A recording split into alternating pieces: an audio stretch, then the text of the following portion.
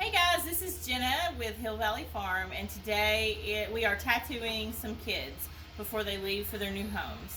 So with us today is Zeus, and we went ahead and put him in on the milk stand, and I have a hole right here that actually will make it smaller for the kids so that the kids' heads can't get out. And Caden is holding from behind.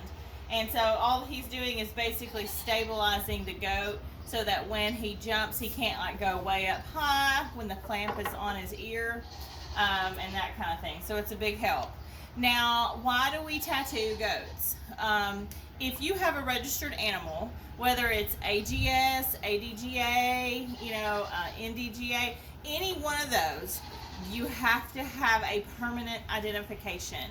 And for goats, it is tattooing. So there's a tattoo on the right ear and there's a tattoo on the left ear, and both of those are different. So on the right ear is typically the farm's tattoo, and you are issued that. Well, you can request a tattoo. So ours for Hill Valley Farm is JENN. It's 4 letters, and so that will go on his right ear. Now the left ear is the year's letter, which this year's letter is N, and the number in birth order that they are. Now with Zeus, he is JENN on the right ear, and on the left ear is N11. I try to stay away from duplicates. I learned that with my herd tattoo because it has 2 ends. Well, when you get your kit, your tattoo kit with all these little letters, they do not come with duplicate letters and numbers. You only have 1 letter and 1 number. And so I had to order an extra N. Well, I should have known when I registered him, we don't want him to be 11 because that means I have to get another 1. So I borrowed my another number 1 from my good friend, goat mentor and neighbor, Patty Treese. So we will tattoo him with N11 on that left ear, and on his registration papers, it has all his information: his name, his sire, his dam, and the grandparents here, and then his date of birth and tattoo. And where it says tattoo, it says RE, that means right ear, and that's that JENN, and then it says LE, left ear, N11. Now, from now on, I will probably not do any more 11s or 22s or 33s and so on and so forth. I'm going to try to stick with not doing that. Now, obviously, we have one wether that, one kid that we have weathered. He is not registered. He will not be registered. There's no point. And so he will not be tattooed. Any kid that leaves here non-registered, such as a wether, is not tattooed. So even though I'm saying birth order, I'm skipping over, and it's Ellis, who is our wether. So I'm going to skip over him.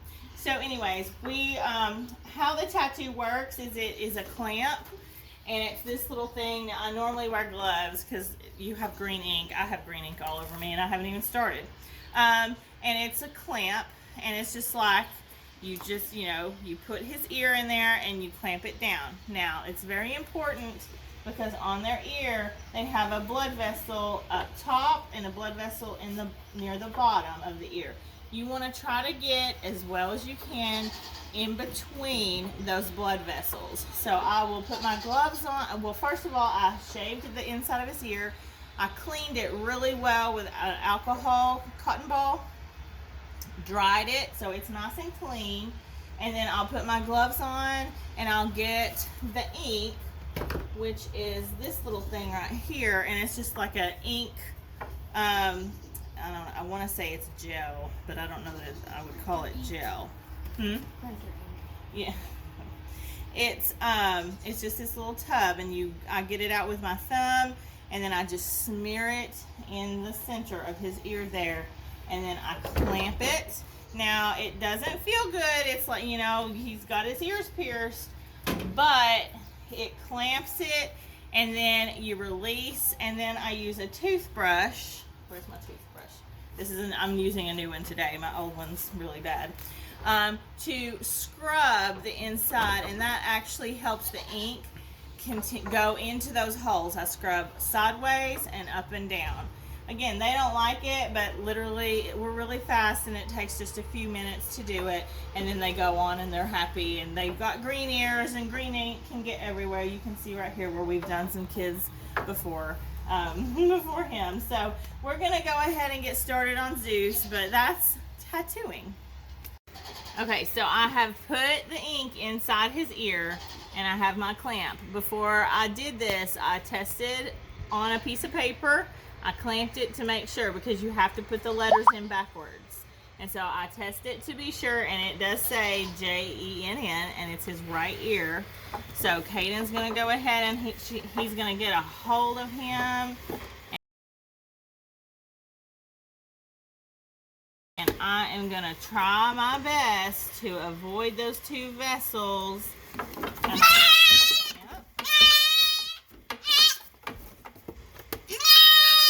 And release. I know. I am going to get a little bit more ink. Make sure you get his foot. Now see, it's nice to have help. Oh.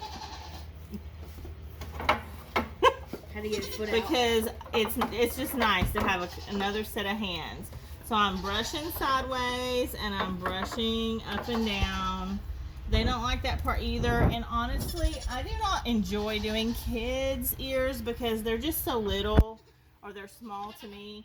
The more you can get inside, the better it stays. So I don't love that my J is so close to the tip over here, but again, he's so small, I have to, and I can't let him leave without being tattooed. So we're gonna go ahead and do the other ear, but I wanted to give you an idea of what it looks like. But see, he's fine, and he's got food here if he wants to eat, and you know, again, we'll get this other ear done, and we'll put him out in the field, and he'll be fine, and they heal really quick, and that ink goes away. We do not wipe that away, we leave it, because if you start wiping it away, your tattoo can mess up. Also, he's got dark ears, so later, like when all the ink is gone, I can't just look at his ear and see his tattoo. I have to have a light behind his ear. So that's why you'll see judges at any show putting lights behind their ears, because the ones that are dark like this, you just can't see the tattoo. But if they're light and they have like they're gold and they have the skin colored ears, you can easily see it. But black, you have to have a light. So that's all.